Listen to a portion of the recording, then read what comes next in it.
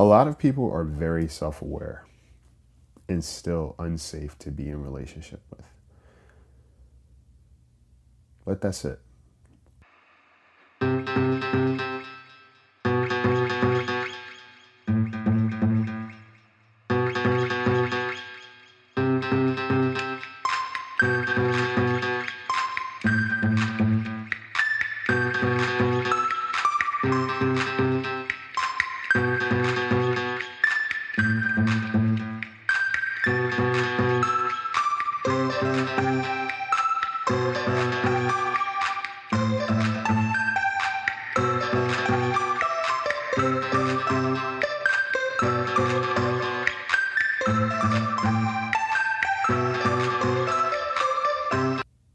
Guys, welcome to the Bird Brain Podcast, where the goal is to rise above it all, stay elevated, create that infinity, and up your you. I'm your host, Isaiah, and I want you to take a moment and just kind of look around the room. If you're driving, just focus on the road, y'all. But I want you to just check in with where you are. Right? And sometimes we don't always do this. We are in this automatic space where it's like, you probably don't even realize in the mornings, you brush your teeth, shower, put on clothes, you walk out the door, you lock the door, you go unlock your car, you sit in the car, put on your seatbelt, probably turn the radio on, you're listening to me. And all this is like a routine. And you probably don't even realize you've actually done all of this. And now you're on the road. Or if you're at home, you're walking around, opening the refrigerator, open the cabinet, get a glass, get some water, beverage, get some snacky poos. Maybe you're scrolling through your phone. And you probably don't even realize you're doing it until I just brought it to your attention. Right? You're just kind of on autopilot.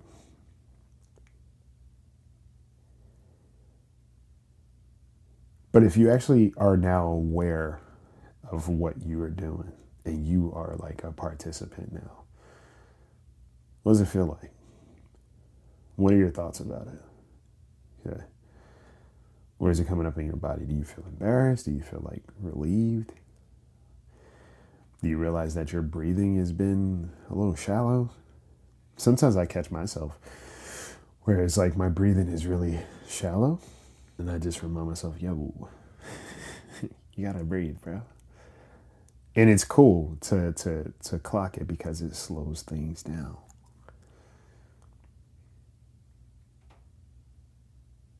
And when it comes to being aware of our behavior, see, a long time ago, I used to think, and you can ask yourself this, when somebody said, hey, I know I bop, bop, bop, insert whatever. It was an apology, right? It was acknowledgement of their behavior. It was a willingness to repair, etc. Right?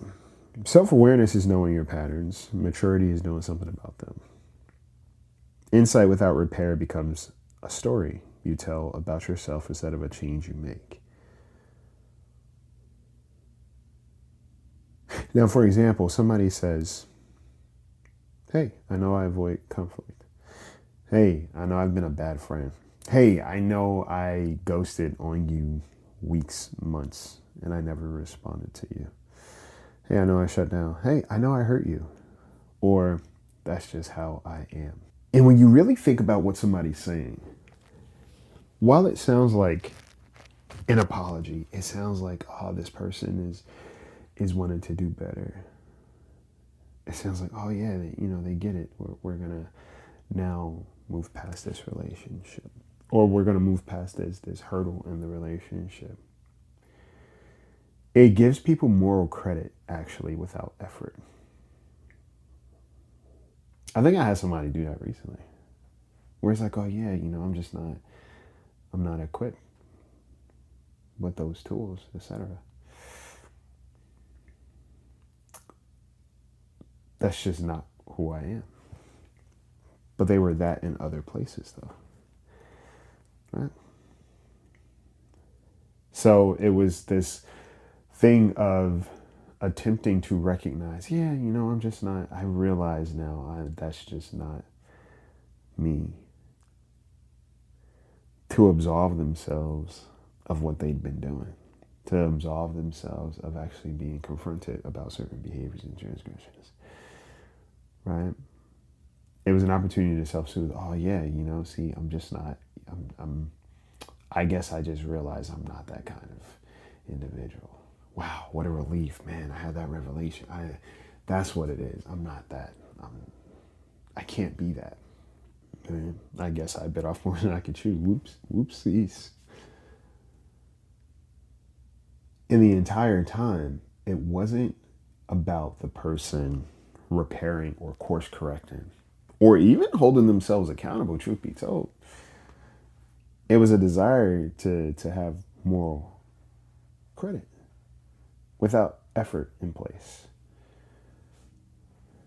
It's almost like that concept of forgiveness too.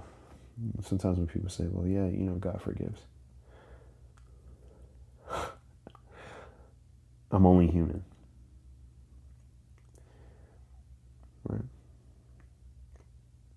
It's kind of like throwing almost like a plate of food in somebody's face. Right? It's such a dismissal.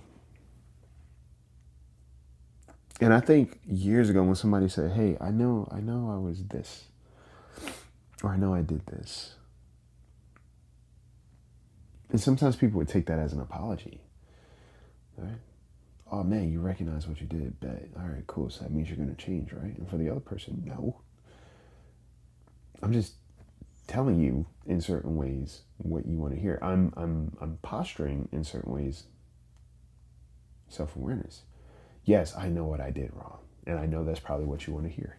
So let me acknowledge that. But it doesn't mean I am now going to change. Doesn't mean I'm now going to change. Right? And also what it does is it shifts the burden to other people to be more understanding. And that's the thing too, right? When a person says that, they are now expecting other people to carry the load of forgiveness, of forgetfulness, okay, and to remain fruitful in the relationship. Now that we got that out of the way, let's go back to what it was. But there was no apology, really. There was no taking care of. And sometimes you'll feel it. And if you do this, it's important that you be aware of the person that's on the other side of it. What did you just tell them? Did you tell them something to make you comfortable? Or did you tell them something that was the invitation or the beginning of you now repairing and course correcting? What's the truth?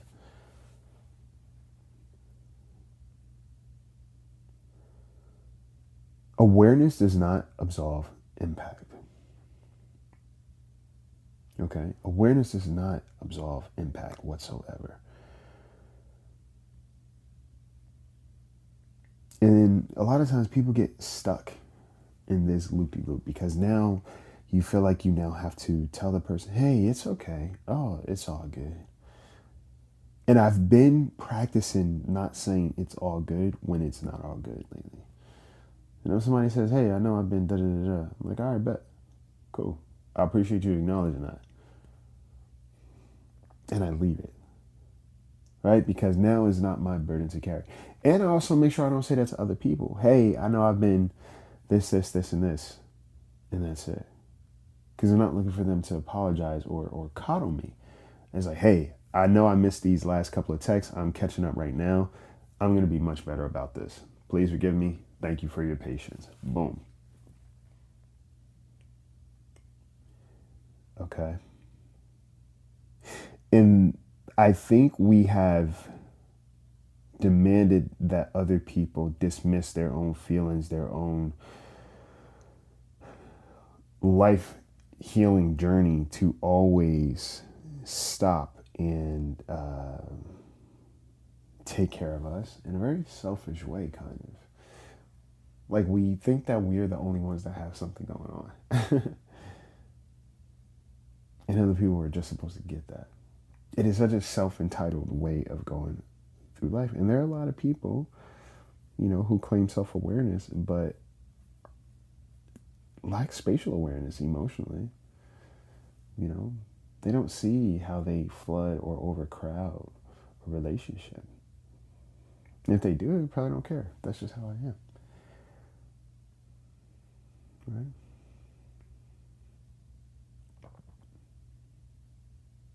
People get stuck in this loop-de-loop for a lot of reasons. Okay? And a lot of times it's a fear of shame. It's a fear of being asked to change. Using trauma language as isolation. Confusing explanation with accountability. Right?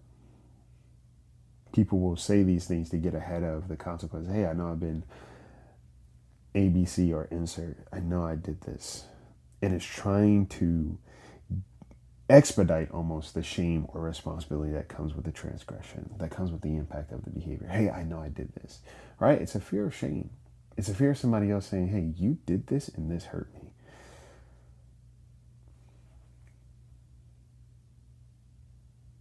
And sometimes it's a fear of being asked to change, because a lot of people may realize that, requiring me to change is going to be inconvenient, or me having to change. So now we make it a pressure thing. You're trying to control me. No. And then people even get mad when somebody says, hey, this relationship, it feels imbalanced. So I'm going to take a step away. Oh, you're trying to control me. How? If somebody's stepping away from you, they are not trying to control you. Actually, they're trying to leave you alone. But we want people to chase us. We want people to do this thing with us. And it's almost like somebody saying, get away from me. Get away from me. Get away from me. Yet and still they're holding on to the person's hand. The other person's like, hey, let go.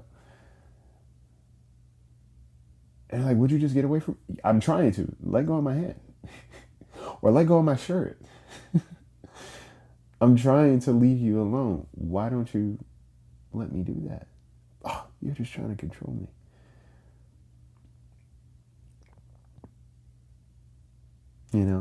And sometimes people will say what they want other people to hear, not necessarily what they themselves believe.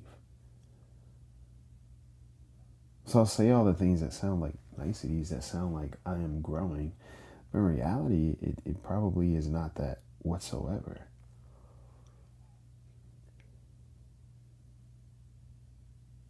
And nowadays we all have access to the internet, and I realize that it's like people have access to the internet until it comes time to actually do their due diligence to change their behavior. Then it's like, well, I didn't have any role models growing up, or I didn't do this. And it's like, well, you weren't always a doctor. I always say that. No one was born a doctor. And doctor is a far reach, but no one was born in the job that they currently have to support their lives. They learned that job, which means that they took time to learn a different skill set that is out of scope of who they naturally are, which means that you can also learn how to be a decent human with some level of accountability if you want to. We all have the capacity, because the thing about humans is like, it's not that, when I say it's not that deep, it's not that deep. We all want to be treated well. And even if superficially that's different, the root of being treated well all looks the same. Everybody wants to feel like they're considered and that they matter, period. There is no phantom feeling or phantom desire that some people have over others. The root is everybody wants to feel like they matter. Right? And a lot of times people do confuse explanation with accountability. I know I did you wrong. Okay, now we both know. Now I know you know. Now what? Or somebody says, I know I owe you an apology. Okay, are you going to give it? Because now you just told me you're aware. So what are you doing about it? Context explains behavior. Repair transforms it. Period. A lot of times people are explaining things. They're not necessarily transmuting it to repair. They're doing just enough to absolve themselves. And let's say some people may not realize they're doing it, but a lot of people do. Especially if you've been avoiding somebody, you know exactly what you're doing. So, what does repair actually look like? Okay. You name harm without defensiveness. People are more eager to be right and feel right about what they do than just simply do right by others. I was saying this the other day. I was like, it doesn't take 20 years of therapy to apologize properly. You know, I've seen this with parents, you know, like, oh, you know, I didn't have the tools, etc. Whatever. It's like, a lot of times your adult children are not expecting you to be, well, a different person.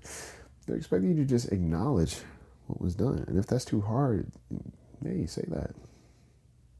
Hey, things I might have done, it's hard for me to sit with. And I know it's not about me. I'm just letting you know, like, that. I'm sorry, and I'm trying to work through what I feel about all this. This is a lot. Even that sometimes goes a long way. But mean it, you know. Asking what's needed and not assuming. Because now you have to hear what somebody else is going to say. You have to listen to it. It's not just you talking over the situation or over the harm. It's like, nah, you actually got to listen. And a true apology is change behavior over time. It's not just one time, you know. One of the things I like to clock is like, let's say I have a hard conversation with somebody. And, you know, they apologize for the transgression, or even I apologize. I look at what happens over 2 weeks. I always have like this 2-week window and see if the thing that we talked about starts to happen again. Right? That's usually a telltale sign.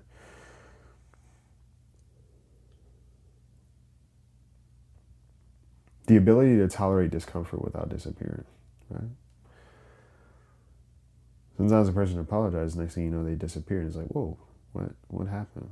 It's like, all right, if you need to process, cool. Let me know you're feeling uncomfortable. You know, I think sometimes it's cool to, after a hard conversation or hard experience, ask the other person, yo, how are you feeling about this? Right? What's going on in your space? Okay. And follow up. You know, you don't just apologize once and then it's kumbaya. It's like, yo, follow up. An apology without change behavior is just good diction. An apology without change behavior is manipulation. Okay? If someone can articulate their pattern but can't interrupt, that's not growth, that's rehearsal. And a lot of people have been practicing to be themselves their entire lives.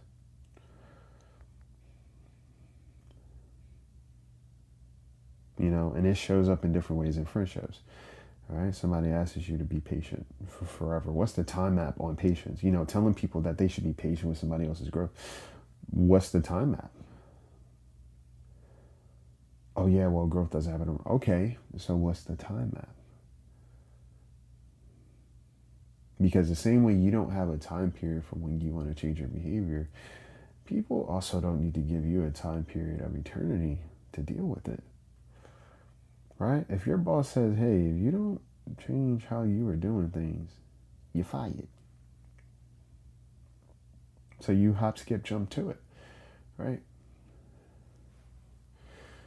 And some people change their behavior permanently. Other people go right back to what they were doing, even in the workspace. It's who we are, human behavior.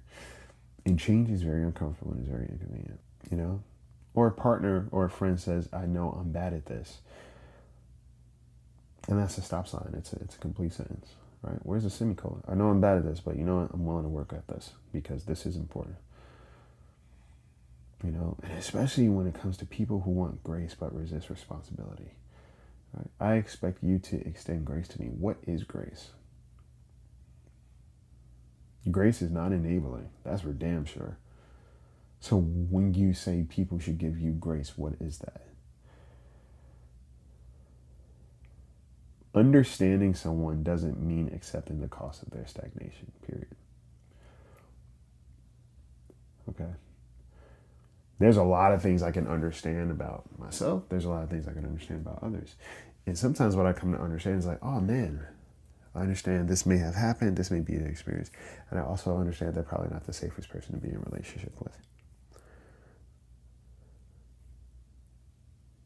And that's cool, right? That absolves me. That absolves the other person.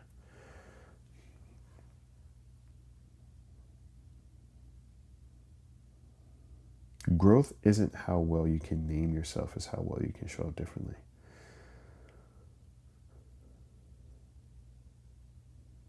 Okay. Self-awareness is internal. Repair is relational.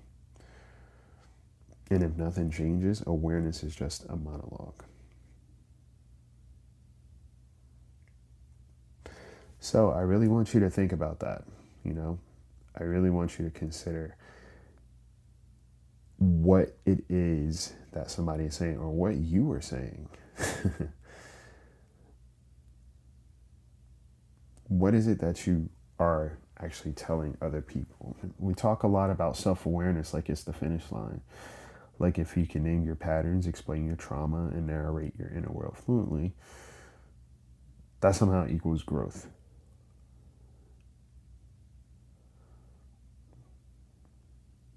A lot of people are very self-aware and still very unsafe to be in a relationship with.